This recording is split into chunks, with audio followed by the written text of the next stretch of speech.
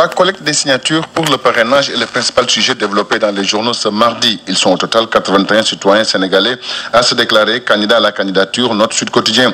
Nos confrères s'interrogent. Assiste-t-on à un remake de l'épisode législatif de 2017 qui a enregistré ce 47 listes? En tout cas, c'est ce qui semble se dessiner pour la collecte des signatures pour le parrainage vers une pagaille historique avec presque une centaine de candidats à la candidature, écrit Walfadjri.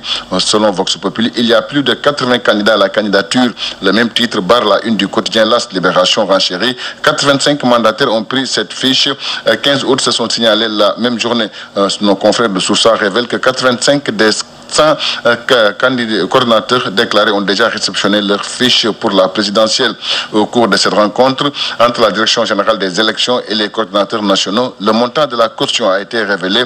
Il est fixé à 30 millions de francs CFA, écrivent nos confrères de l'Observateur, qui précise que la dite somme sera versée à la caisse de dépôt et de consignation pour tout candidat déclaré et validé. Selon nos confrères de l'Observateur, si le pouvoir bénit le parrainage pour barrer la route à la pléthore de candidatures à la déclarée, l'opposition récuse toujours l'organisation du scrutin. D'ailleurs, le Front de résistance nationale va déposer un recours ce mardi et investir le ministère de l'Intérieur, révèlent nos confrères de l'Observateur. Dans une déclaration reçue par Sud Quotidien, les membres du Front de résistance nationale informent qu'un recours d'annulation sera déposé. Sur le plan politique, ils annoncent ces membres un sitting le mardi 4 septembre prochain devant les locaux du ministère de l'Intérieur. Omar Sarr, secrétaire général adjoint du Parti démocratique sénégalais, déclare dans Vox Populi que si l'arrêté est illégal, car du moment où l'on parle d'un seul modèle, le régime de Macky Sall a présenté deux modèles, un modèle sur papier et un autre modèle électronique. Omar Sarr poursuit que les deux modèles ne sont pas identiques et équivalents. Walfadjri écrit: l'opposition dévoile son plan de guerre pour lutter contre le parrainage. Le Parti démocratique sénégalais, principale formation de l'opposition, est monté au créneau pour prévenir qu'il ne boycottera pas la présidentielle. En comité directeur hier, les libéraux comptent empêcher la tenue de la présidentielle si Karim Wade n'est pas candidat, écrivent nos confrères de Sud Quotidien. Dans le quotidien Les Échos, Maître Abdoulaye Wade menace de quitter l'international libéral si celle-ci, malgré les difficultés que vivent les libéraux, vient de tenir à Dakar sa manifestation avec Macky Sall. Le Parti démocratique sénégalais est aussi préoccupé par le rejet de la candidature de Karim Meïssa Wade. D'ailleurs, la Cour suprême se prononce le 30 août prochain. Dans le quotidien L'As, les libéraux appellent à la mobilisation devant la Cour suprême le 30 août prochain. C'est dans ce contexte politique attendu que le médiateur de la République a remis son rapport hier au chef de l'État.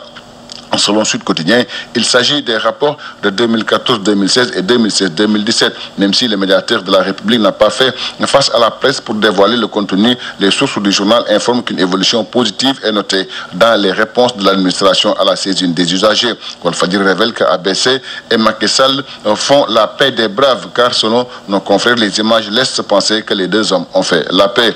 Le Soleil écrit: Macky Sall a reçu les rapports du médiateur de la République, Maître Alioune Badara Cissé. Pèlerinage au lieu saint de l'islam, les premiers pèlerins en provenance de la Mecque sont arrivés. Ils sont 390 à être accueillis donc par le ministère des Affaires étrangères, écrivent nos confrères du quotidien national Le Soleil. L'As révèle que c'est à 9h du matin que l'avion s'est posé sur le tarmac de l'AIBD. Dans le même journal, les pèlerins racontent leur misère en terre saoudienne et les manquements notés dans l'organisation. En sport, Madagascar-Sénégal comptant pour la deuxième journée des éliminatoires de la CAN 2019. Le Stade revient sur les options offensives de Aliou Cissé. Selon nos confrères, après le mondial 2018, les Lions reprennent les chemins de la compétition avec le déplacement à Madagascar en match comptant pour la deuxième journée. En l'absence de Diafra Sakho et Mambiram Diouf, Aliou Cissé a fait appel à des joueurs comme Mbaye Diagne et Amath Diédhiou.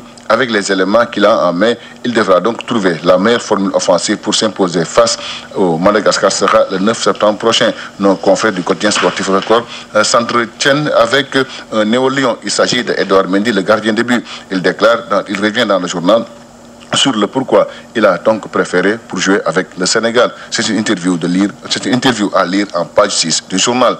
Merci, c'était tout. À vos journaux et bonne lecture à tous.